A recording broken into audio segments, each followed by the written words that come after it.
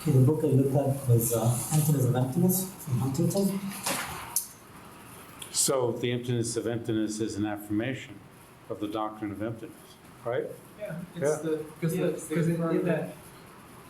Yeah, it's the Because when you affirming say of, the emptiness of emptiness, Yeah. the first emptiness still means something.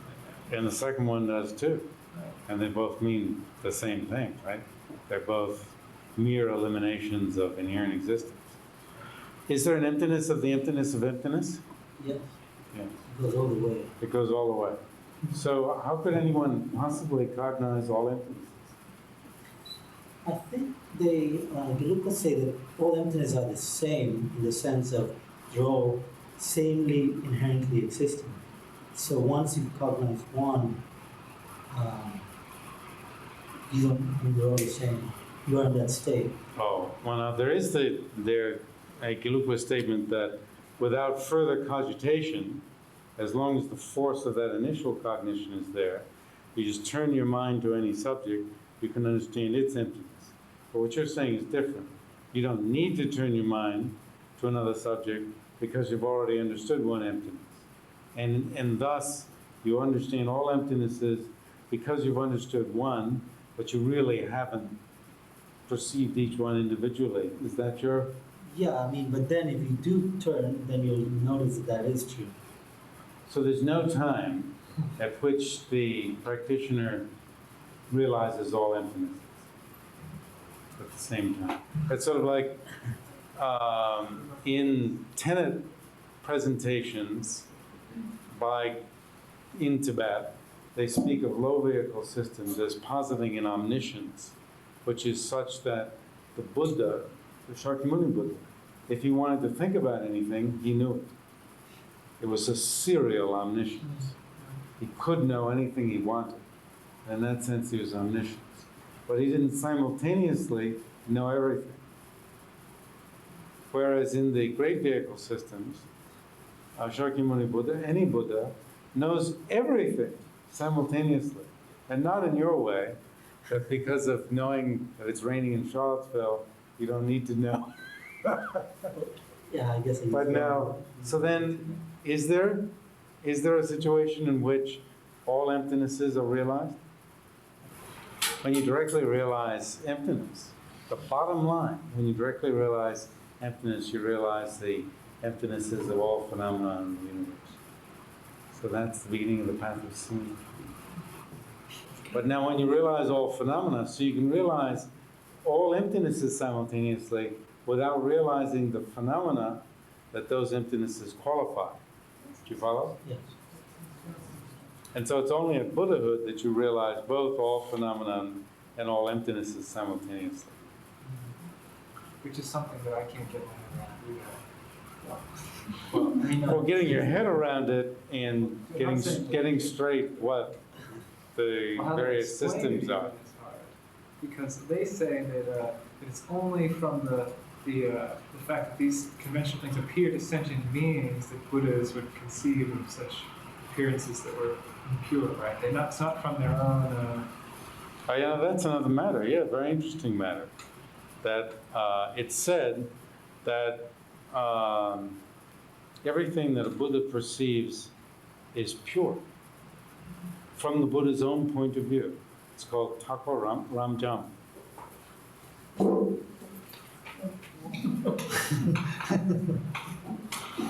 Tapo Ramjam. Ramjam is like, it's something that indicates a huge number. Also, I don't know how it comes to be. It's a level of pre-Geshe level, Ramjam.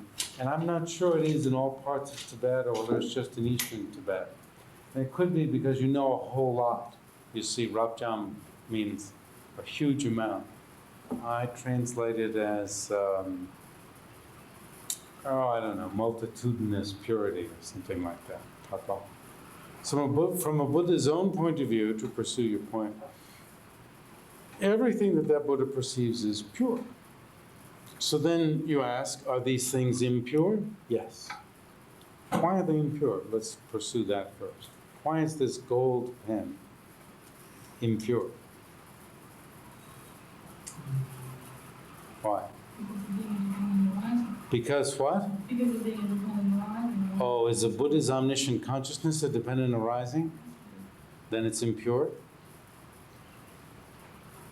If it's sufficient reason for something to be impure that it's a dependent arising, then the Buddha's mind, body, and so forth are impure. Ca. Is that conceived Why? as truth? Positive by ignorance. It's posited by ignorance, and that would mean it doesn't exist at all. Posited by ignorance means it doesn't exist at all. Ca. What? The pen. Well, we're talking about the pen. I asked you about the pen. Excuse me? Oh, you were No, I was talking about the pen, so would you answer that question, please? Why is the pen impure? You understand why your mind might be impure, either, your mind either conceiving of inherent existence, or the object appearing, for instance, to the eye consciousness to be inherently existent, even if the eye consciousness can't conceive of it, only the mental consciousness does that. So there's some impurity. But the pen itself is impure. Why? Dualistic consciousness? The pen is a dualistic consciousness? Do you mean a Buddha has no dualistic consciousnesses? Doesn't know you from him? Well, dual is different, but it could be the difference of subject and object. It could be. Oh, you mean that according to Prasangika, there's no difference. There's no difference of entity between subject and object. In dualistic appearance, there is a difference.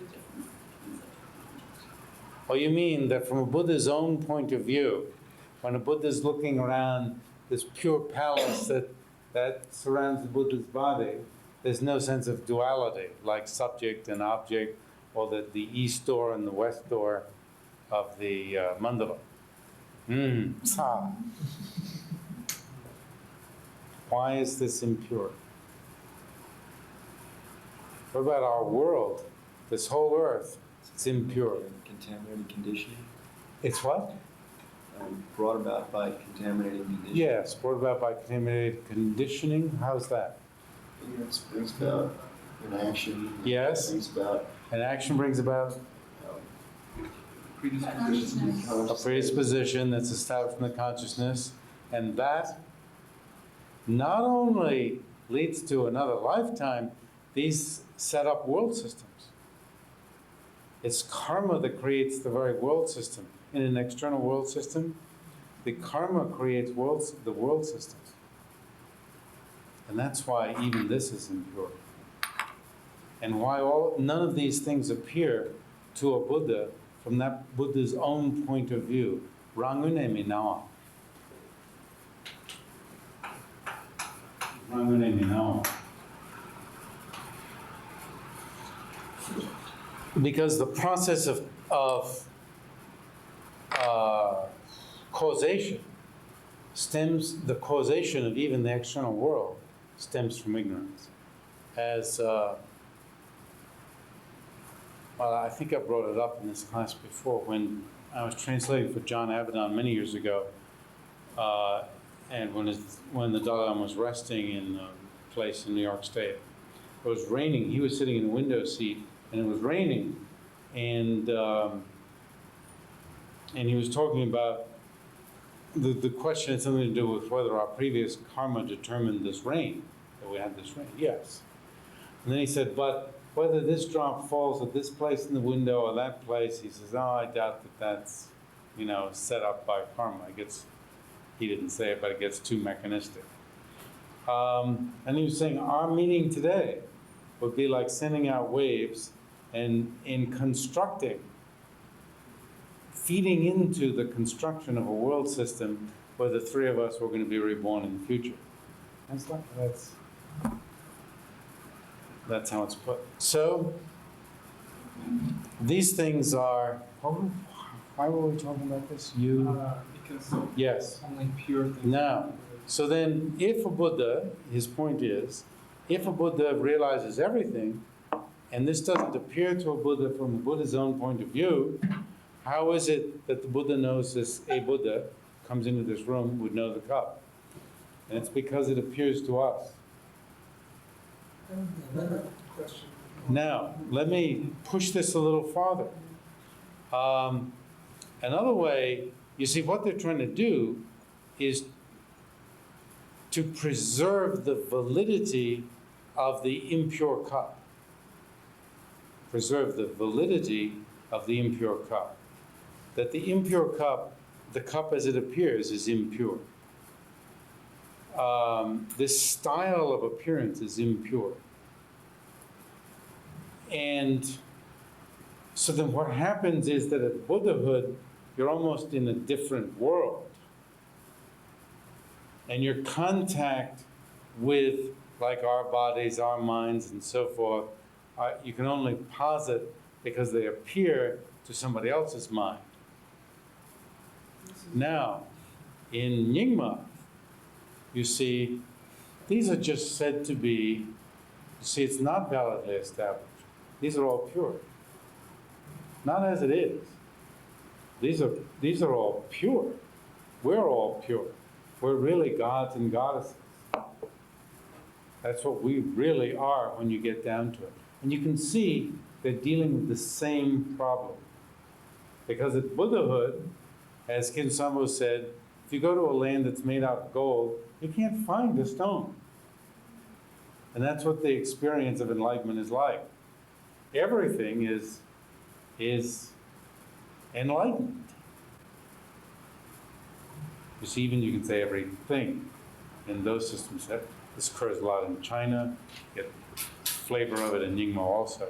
So you can see two very different responses that are based on preserving how things appear to a Buddha. From a Buddha's own point of view, the Buddha just perceives purity. So of course the Buddha perceives other Buddhas, mandalas and this pure body and so forth, right?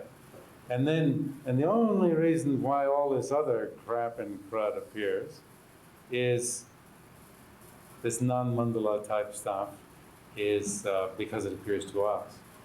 So you can see with these two systems, you're getting radical, they're both radical, I think.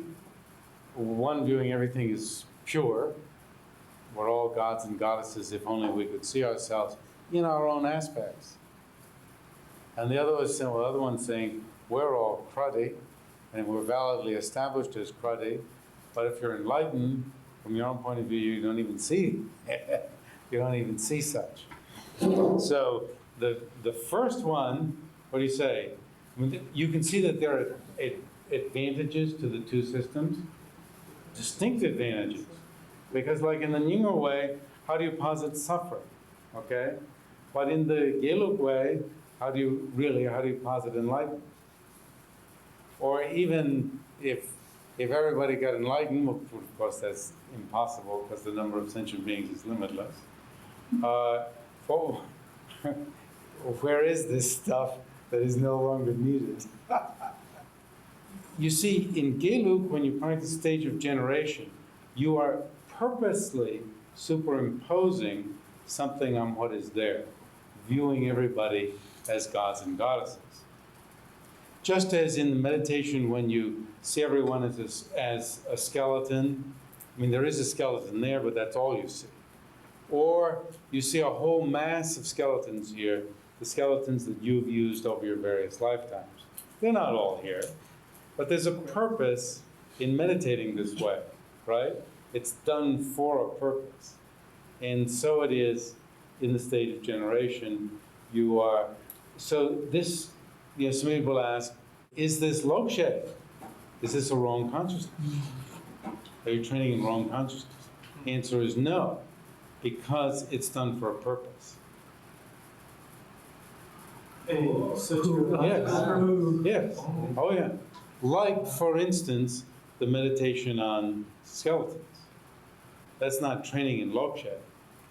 That has a specific purpose. Whereas you can see in Nyingma, there's no question of lokshay, because we're all gods and goddesses. We're just seeing what is actually here now.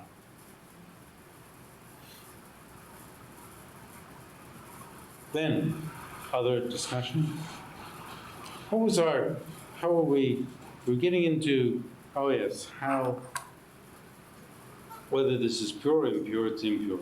We're talking Gelu, right? And why? Because it too has its ultimate cause in ignorance, right? Ignorance of that impelled our various actions in way former lifetimes, aeons ago, that went to produce a world system that has gold in places and so forth, okay? Our very environment is karmically produced. Nyingma Gelu, so-called high systems of tenets, low systems of tenets, they all believe the same thing. All of them. It's not that some say there's some solid external world out there. It's all karmically produced. Now, why were we talking about that? Okay, We're talking about omniscience, wasn't it? And the question of how is it that Buddhas perceive krati objects, meaning all of this stuff. So that's how. Okay, and now why were we talking about omniscience? We're talking about perception of emptinesses, right? And is there a time when all emptinesses are perceived? We had all these wonderful answers. And we were getting into that because we were talking about the emptiness of emptiness. And you were making, I think it was you or both of you were making the point, you were making the point explicitly and he was nodding his head implicitly, that the emptiness of emptiness is in fact a confirmation of the doctrine of emptiness rather than an undercutting of it. In Gelu, right? Then, more. So we're doing these as brief introductions to each of these topics, although we keep swelling each of these presentations. How are we going to manage to do Cozort in 7 minutes? Okay. So in chapter 1, Jam-dbyangs-bzhad-pa refutes two positions of the mind-only school, that external objects do not exist and that there is a mind-based basis of all. Jam-dbyangs-bzhad-pa gives 3 reasons why external objects exist. According to Garjuna and Perfection of Wisdom Sutras, both consciousnesses and objects exist conventionally and do not exist ultimately. Citing Chandrakirti, Jam-dbyangs-bzhad-pa asks, why treat form and consciousness differently? If one does not exist ultimately, the other must also not exist ultimately. I would say the reason for treating external form and consciousness differently is that when you realize reality, it's more like consciousness than it's like form. Okay. That's personal, okay?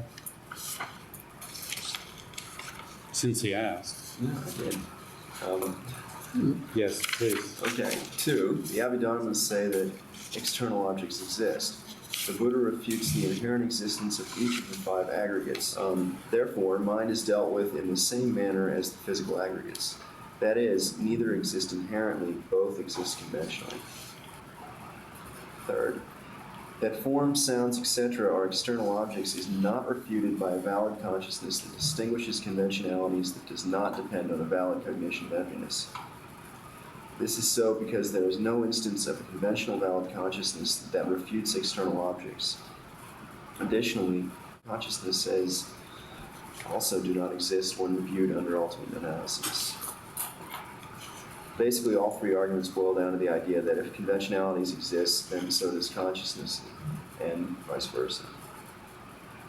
Jam-dbyangs-bzhad-pa goes on to give 3 additional arguments in refuting the mind basis of all. No conventional valid cognizing consciousness realizes a mind basis of all. This is because in order to be different from the mere I, the mind basis of all must be findable under ultimate analysis. Because it must be ultimately existent, it cannot be cognized by a conventional valid consciousness. Second, if a mind basis of all existed, then there would have to be something inherently established. Also, the mind basis of all would be the ultimately findable person separate from its aggregates. And then third, because we as consequentialists assert external objects, we cannot assert mind basis of all. Number 2?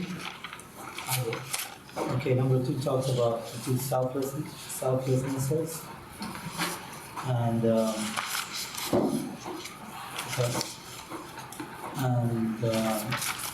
well, two selflessnesses are the selflessness of person and selflessness of all other phenomena. And Jam-dbyangs-bzhad-pa says the two selflessness says the absence of inherent existence with respect to person and the absence of inherent existence with respect to all other phenomena are different only with respect to the basis of selflessness, not with respect to the subtlety of the object of negation. And he says that liberation depends on realizing emptiness. It means that without realizing emptiness, we cannot get to liberation. This emptiness, emptiness of inherent existence. Sorry. This emptiness. This emptiness, yeah. Now, when Belden cites Gyaltsab's explanation of Shantideva's engaging in bodhisattvas, it follows that one definitely needs to realize emptiness. Without familiarity with this path of realizing emptiness, one attains none of the 3 enlightenments, that is, of the hearer for destroyer, a solitary realizer for destroyer, or a Buddha. And having the discrimination of things, noble, is the same as having the discrimination of true establishment, Dundru, because it is said that the two, the true establishment and the thing, have a common Sanskrit original, which is bhava. That goes that therefore it is necessary to assert that the consciousness conceiving true existence is the mental affliction that prevents the attainment of liberation, in which the mind is released from afflictions, whereby it is asserted that the consciousness conceiving true existence is an afflictive obstruction. For the other schools, a person is considered to have overcome the afflictions of desire, hatred, and ignorance, obstructing liberation from cycling existence through realizing a selflessness that is the absence of a self-sufficient person. The consequent school would label this as only a coarse selflessness, enabling one only to suppress manifest forms of the afflictions. It might seem even to oneself that one has overcome hatred and desire, but since these would not have been removed from the root, that is ignorance, it is possible for them to return. According to the consequentialist reading of the perfection of the Wisdom Sutras, one cannot attain any enlightenment without realizing the subtle selflessness that is the emptiness of true existence. Okay?